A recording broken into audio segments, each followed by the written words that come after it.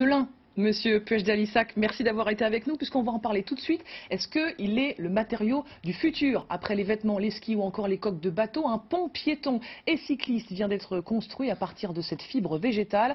Le premier au monde, il se situe aux Pays-Bas et c'est une entreprise normande qui a conçu en partie l'édifice. Les détails de Stéphanie Le Tournel avec Olivier Favien. À peine quelques heures d'espérance de vie pour ces fleurs de lin. Une cinquantaine, voire une centaine d'années pour ce pont, en lin.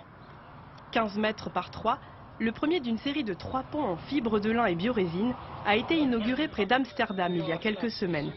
Un projet européen mené par l'université hollandaise d'Eindhoven. Et Cocorico, c'est une société du Pays de Caux qui a développé le FlexTape, renfort en lin qui compose 50% du poids total de la structure.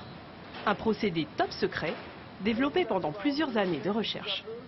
Alors en fait on part d'un ruban de lin qui du coup va rentrer dans la machine avec un procédé un peu breveté, va ressortir de cette machine là sous forme de voile, consolide. Pour la consolidation ici on travaille uniquement avec des éléments déjà présents dans la fibre qu'on va juste réussir à faire ressortir. On travaille uniquement avec des procédés naturels sans ajout de liant ou de résine.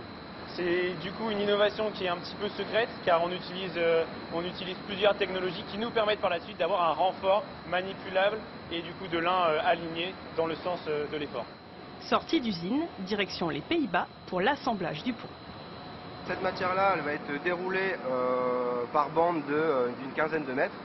Et justement, ces bandes vont être disposées dans un moule qui a déjà la forme de la pièce finale, dans lequel ensuite on va venir imprégner de résine pour pouvoir donner et figer la forme de la pièce finale. Le pont est doté d'une centaine de capteurs pour évaluer sa résistance aux tensions mécaniques et conditions climatiques en temps réel. C'est les vibrations qu'on a du coup sur le nombre de passages. L'objectif c'est vraiment d'apprendre de ce premier pont pour avoir le plus de data possible pour les suivants. Aujourd'hui, en utilisant du lin, on est en train de prouver qu'on peut peut-être passer sur des matériaux biosourcés, avec une ressource plutôt renouvelable et surtout locale. Coût total du projet, près de 7 millions d'euros.